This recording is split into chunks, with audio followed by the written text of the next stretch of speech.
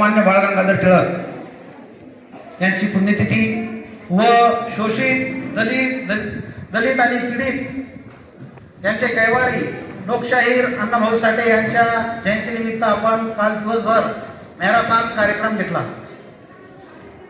भव्यदिव्य अशी वक्तृत्व स्पर्धा आपण संपन्न केली आणि त्या वक्तृत्व स्पर्धेच्या बक्षीस वितरणासाठी आपण आता इथे जमलेलो आहोत। विद्यार्थी मित्रांनो, आपली कोणती स्पर्धा म्हटलं, कार्यक्रम म्हटलं की तो भव्यदिव्य होतच असतो, कारण त्याला कारणीभूत आहात तुम्ही, तुमचा उत्साह आणि तुमची तळमळ, तुमची धडपड। विद्यार्थी मित्रांनो, कालच्या स्पर्धेमध्ये जवळजवळ 61 विद्यार्थी बोलले। 61 विद्यार्थी अतिशय हिरिरीने सर्वांनी सहभाग घेतला, तळमळीने बोलले आणि 61 या सर्व 61 विद्यार्थ्यांसाठी सर्वांनी एकदा टाळ्या वाजवायच्या आहेत।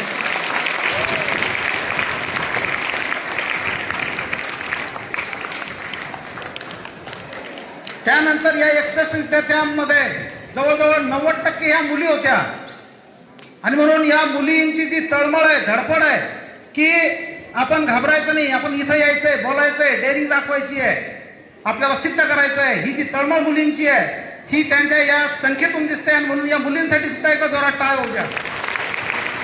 विषय आपण दिलेले होते, यासाठी पूर्व माध्यमिक गटातून विषय होते लोकमान्य बाळ गंगाधर टिळक यांचे जीवन व कार्य आणि अण्णाभाऊ साठे, लोकशाहीर अण्णाभाऊ साठे यांच्या जीवन व कार्य हे अतिशय समर्पक विषय तुमच्या माध्यमिक गटासाठी होता। आणि थोडासा कठीण अवघड विषय हा उच्च माध्यमिक आणि माध्यमिक गटासाठी होता आणि तो म्हणजे आजच्या युवकांपुढील आव्हाने। तर अशा प्रकारची कठीण जटिल विषयाचं सुद्धा तुम्ही समर्पक असं भाष्य इथं केलं आणि वक्तृत्व स्पर्धेत हिरिरीने सहभाग घेतला। ही वक्तृत्व स्पर्धा सर्वार्थाने गाजली ती विद्यार्थ्यांच्या अतिशय चांगल्या अशा भाषणांमुळं, त्यांच्या नियोजनामुळं। थोडंबत म्हणून ते आपलं विचार व्यक्त करतील। आदरणीय AP जाधव सर। आजच्या बक्षीस वितरण सोहळ्यासाठी उपस्थित सन्माननीय मंच तसेच माझ्या सळसळत्या रक्ताच्या, शाबूत डोक्याच्या आणि जिवंत विचाराच्या विद्यार्थी मित्रांनो, कालची स्पर्धा, या स्पर्धेचे वैशिष्ट्य जगताप सरांनी या ठिकाणी सांगितलेले आहे। कालची स्पर्धा ही स्पर्धाच नव्हती तर ती एक जम्बो स्पर्धा होती, कारण आपण या स्पर्धेसाठी 2 गट पाडले होते। 5 ते 8 हा एक गट होता आणि 9 ते 12 हा दुसरा गट होता।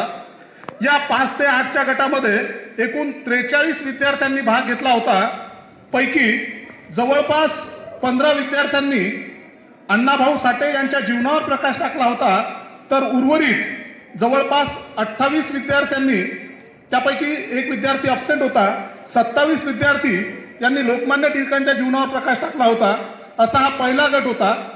त्यामध्ये लोकमान्य टिळक आणि शाहीर अण्णाभाऊ साठे यांचे जीवन कार्य हा पहिला विषय होता। दुसरा विषय होता की आजचे युवकापुढील आव्हाने, जबाबदारी आणि कर्तव्य। विद्यार्थी मित्रांनो, हा जो दुसरा विषय होता, हा दुसऱ्या विषयाच्या ज्यावेळेस या ठिकाणी विद्यार्थी येत होते, मंचावर आपले मत व्यक्त करत होते, त्यावेळेस एका गोष्टीचा आवर्जून त्या ठिकाणी उल्लेख करावासा वाटतो की ही आपली स्पर्धा ही 9 ते 12च्या गटाची जणू नव्हतीच, तर एखाद्या महाविद्यालयीन स्पर्धेला लाजवावी असे विद्यार्थी या ठिकाणी आपले भाषण, त्या ठिकाणी विचार मांडत होते।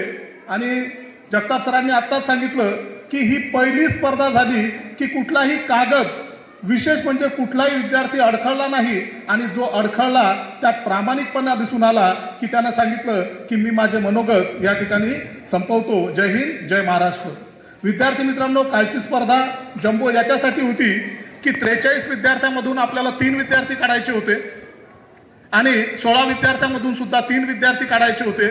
मागची स्पर्धा तुम्ही जेवण केलेलं होतं, त्यामुळे आनंदानं तुम्ही खिचडीचा आस्वाद घेतल्यानंतर ऐकत होते, उपाशी पोटी क्रांती होत नसते असे म्हणतात, याची प्रचिती काल आली होती। जेवणानंतर जी स्पर्धा तुम्ही ऐकली ती अतिशय तन मन धनापासून तुम्ही ऐकत होता। या 43 विद्यार्थ्यांपैकी ज्या विद्यार्थ्याची निवड केली, मी तरी प्रामाणिकपणे म्हणेल की या मंचावर जो जो विद्यार्थी आला तो तो यशाचा मानकरी होता, त्याचा सुद्धा नंबरच आलेला आहे। परंतु प्रातिनिधिक स्वरूपात या ठिकाणी आपण जे काही नंबर काढलेले, जे गुणानुदान केलेलं आहे, काल मला अतिशय हाकेला साधेला प्रतिसाद द्यावी तसं अतिशय प्रामाणिकपणे आणि शेवटच्या विद्यार्थ्यांपर्यंत आमचे ज्येष्ठ सहकारी बंधू इंगळे सर यांनी सुद्धा अतिशय डोळ्यात तेल घालून परीक्षण करणे ज्याला म्हणतात, आमच्या दोघांच्याही स्कोअर सीट या ठिकाणी ठेवलेलं आहे. तुम्हाला जरी पाहायच्या असल्या, कारण काल सांगताना आनंद वाटतो सर, मध्यंतरानंतर काही विद्यार्थी आले, त्या सोळंके वगैरे 2-4 त्याचे मित्र होते आणि ते आले आणि सांगितलं की सर हे तुम्ही गुणानुक्रम कसं करता. मी त्यांना स्कोअर सीट दाखवली आणि समजावून सांगितलं की विषयाचं ज्ञान असेल, सपादितपणा असेल, वेळेचं नियोजन असेल, हे सगळे गुण निकष लक्षात घेतले जातात आणि त्यानुसार मार्काची विभागणी केली जाते. सिंहाची सिंहगर्जना गर्जली. जवळपास मॅक्सिमम विद्यार्थ्यांनी याच शब्दांनी आपल्या भाषणाची सुरुवात केलेली दिसली. त्यानंतर दुसरा मुद्दा असा असतो पहा की आपण भाषण ज्यावेळेस तयार करतो त्यावेळेस एका वेळेमध्ये ते भाषण तयार केलेलं असतं आणि आपल्याला अपेक्षित वेळ केव्हा आपली मंचावर येईल हे माहीत नसतं आणि म्हणून गुड मॉर्निंग, गुड आफ्टरनून हे जे काही शब्दरचना आहे तर काल गुड मॉर्निंग सुद्धा झालेलं आहे. ह्या अतिशय बारकाईच्या गोष्टी आहे. लक्षात घ्या की मंचावर ज्यावेळेस आपण जातो त्यावेळेस तिथली वेळ, तिथली परिस्थिती ही सुद्धा ध्यानात ठेवणं हे आपलं कर्तव्य असतं. कालचा जो काही विषय होता, दोन्ही महापुरुषांच्या जीवन कार्यावर प्रकाश टाकायचा होता. दोन्ही महापुरुष ही तितकीच तोलामोलाची होती आणि कालची जयंती पुण्यतिथी जर तुम्ही पाहिली असेल मित्रांनो, या महापुरुषांच्या बाबतीतलं एक साम्यभेद जर पाहिला असेल तर एका महापुरुषाचं जाणं आणि एका महापुरुषाचं येणं हा त्या ठिकाणीचा एक योगायोग होता. अण्णाभाऊ साठेंचं साहित्य सम्राट त्यांना संबोधलं गेलं. एवढं मोठं आभाळ, एवढं कार्य त्यांचं होतं, त्यावर सुद्धा तुम्ही तुमच्या अनुभव चक्षुंनी प्रकाश टाकण्याचा प्रयत्न केला. स्वराज्य हा माझा जन्मसिद्ध हक्क आहे आणि तो मी मिळवणारच, ही सिंहगर्जा करणारे लोकमान्य टिळक यांच्या जीवनावर सुद्धा तुम्ही प्रकाश टाकला. 3 नावं होती. तरुणापुढील आव्हाने पहिला शब्द, त्याच्यानंतर कर्तव्य दुसरा शब्द आणि तिसरा जबाबदारी.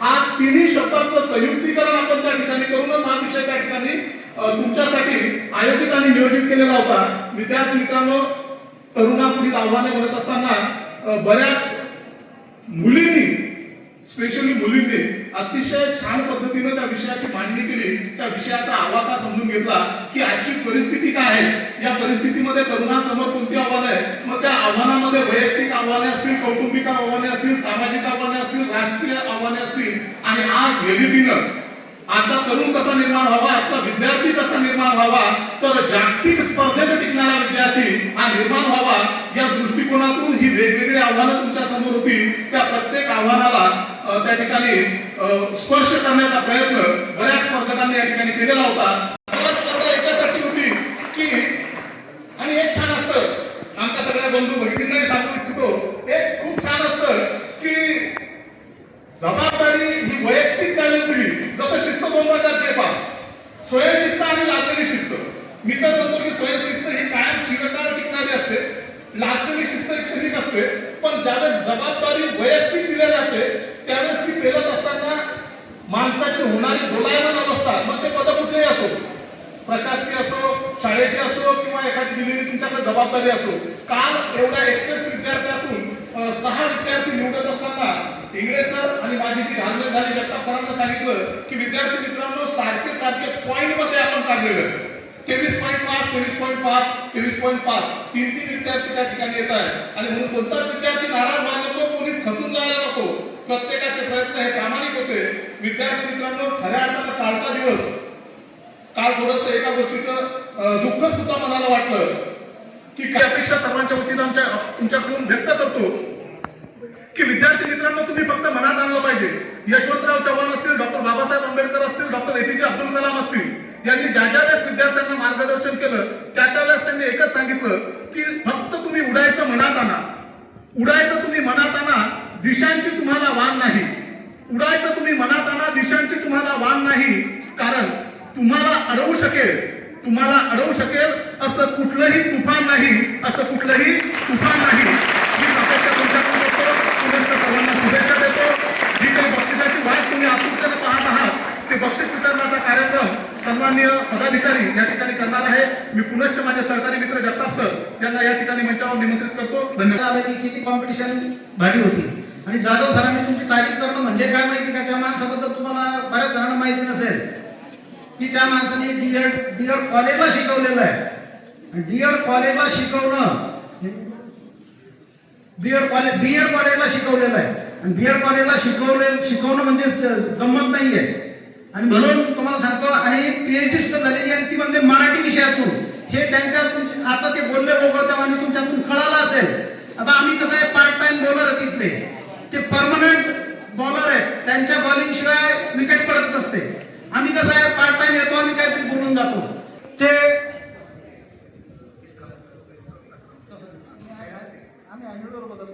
बक्षीस हा उत्तेजनार्थापासून बक्षीस सुरू करणार आहोत. पूर्व माध्यमिक गट म्हणजेच 5वी ते 8वी. तर पहिलं उत्तेजनार्थ बक्षीस आहे अर्णव आव्हाड 7वी अ.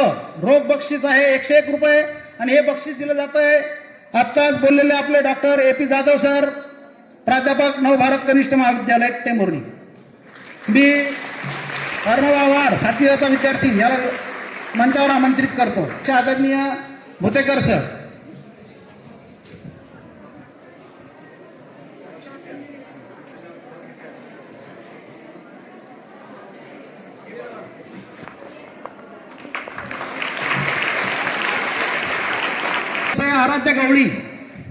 आराध्या गवळी लगेच यायचं. रोख बक्षीस आहे 101 रुपये आणि हे बक्षीस दिलं जात आहे आपले कला शिक्षक जे कायम मुलांमध्ये रमलेले असतात असे श्री हिबी क्षीरसागर सर. हे बक्षिसाचं वितरण करतील आपल्या शाळेचे सुपरवायझर आदरणीय श्री ससाने सर.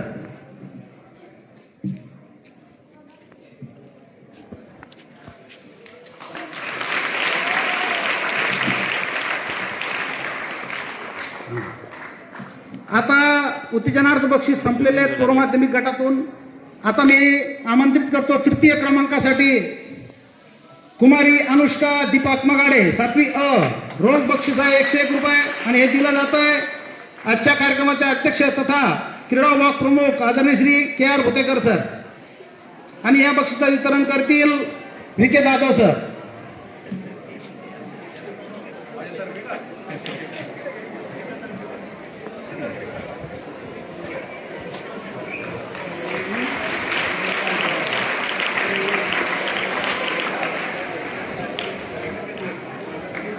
विद्यार्थी मित्रांनो, द्वितीय क्रमांक जातोय तो कुमारी जयश्री गोरे. रोख बक्षीस आहे 201 रुपये आणि हे बक्षीस दिलं जात आहे श्री BU ससाने सर यांच्यातर्फे आपल्या शाळेचे पर्यवेक्षक आदरणीय श्री ससाने सर. प्राध्यापक डॉक्टर आहेर सर.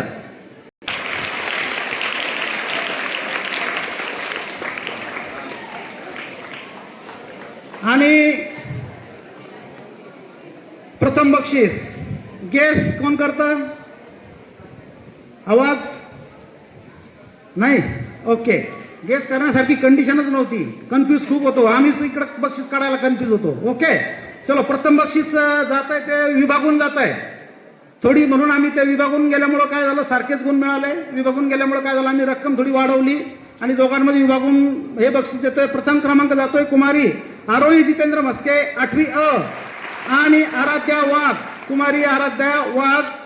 हे बक्षीस 401 रुपयाचं विभागून जात आहे आणि हे बक्षीस दिलं गेलेलं आहे श्री SB बोरकर सर, अध्यक्ष सांस्कृतिक मंडळ यांच्यातर्फे. त्याचबरोबर श्री प्राध्यापक डॉक्टर अरुण आहेर सर यांच्यातर्फे हे बक्षिसाचं वितरण करण्यासाठी मी आमंत्रित करतो आपल्या शाळेचे मुख्याध्यापक आदरणीय श्री कुलकर्णी सर यांना.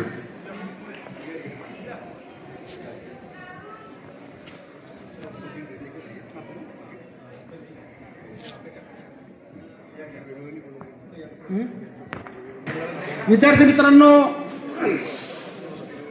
भाषण करणं जेवढं अवघड तेवढंच कठीण काम म्हणजे सूत्रसंचालन करणं.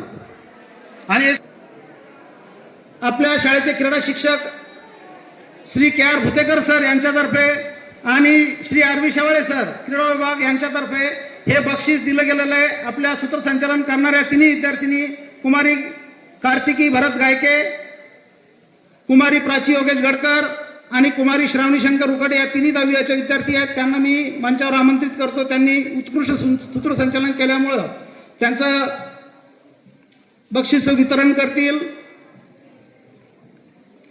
आदरणीय शिक्षक श्री इंगळे सर.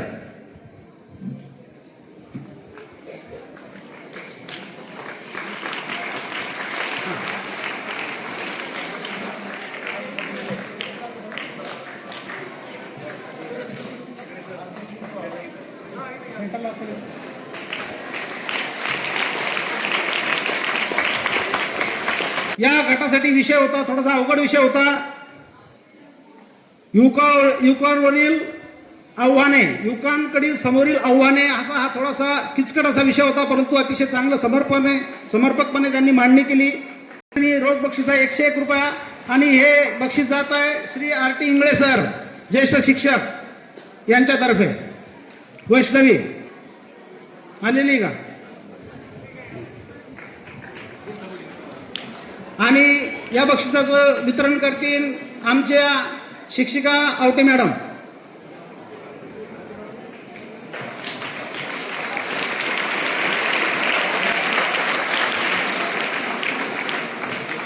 दुसरं उत्तेजनार्थ बक्षीस जातं ते निकिता राजूमुळे 12वी कला, रोख रक्कम 101 रुपये आणि हे बक्षीस आहे आपले मुख्याध्यापक आदरणीय श्री एस.व्ही. कुलकर्णी सर यांच्यातर्फे.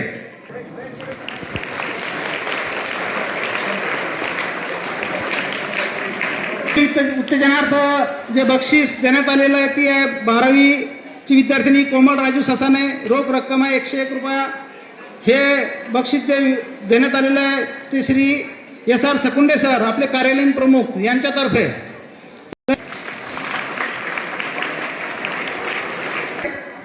बक्षीस पात्र विद्यार्थी आहे कार्तिक कैलास जोशी, 10वी अ, रोख रक्कम 101 रुपये आणि हे बक्षीस जात आहे, बक्षीस माझ्यातर्फे श्री आरवाय जगताप आणि या बक्षिसाचं वितरण करतील नवभारत शिक्षक पतसंस्थेचे सचिव श्री भांगे सर. बक्षीस जात आहे कुमारी प्रांजल रामेश्वर शेजोळ, 9वी अ.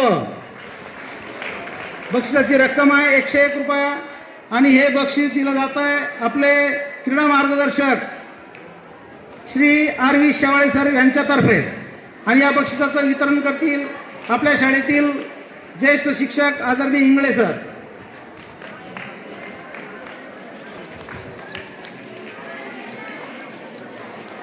त्यानंतर द्वितीय क्रमांकाचं जे बक्षीस जात आहे कुमारी प्राची गडकर, 10वी ची विद्यार्थिनी, रोख रक्कम 201 रुपये आणि हे बक्षीस दिलं जात आहे आदरणीय श्री VK जाधव सर यांच्यातर्फे. आणि या बक्षिसाला वितरित करतील DS उखर्डे सर.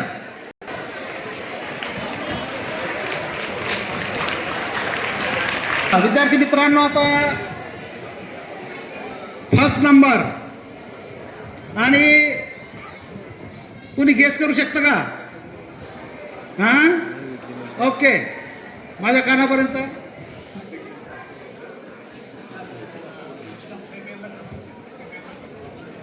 विद्यार्थी मित्रांनो, प्रथम क्रमांक बक्षीस, टाळ्या वाजवायच्या. हे बघा, इथं येणं जॉब नाही आहे, यहाँ पे हिम्मत की किंमत होती है भाई, समजलं का?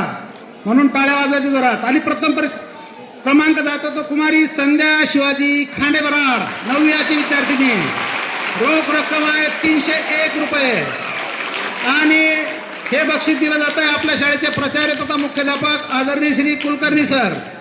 आणि या बक्षिसाचं वितरण करतील आजच्या कार्यक्रमाचे अध्यक्ष भुतेकर सर.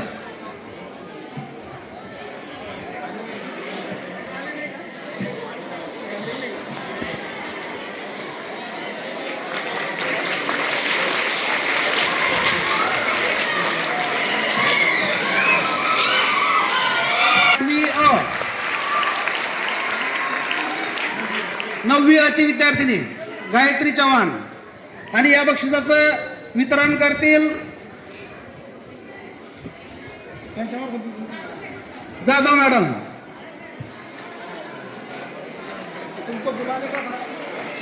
खतरनाक होती.